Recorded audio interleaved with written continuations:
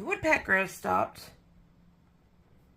Not because this guy decided to stand guard now, but because I threw a bottle at the wall and it stopped.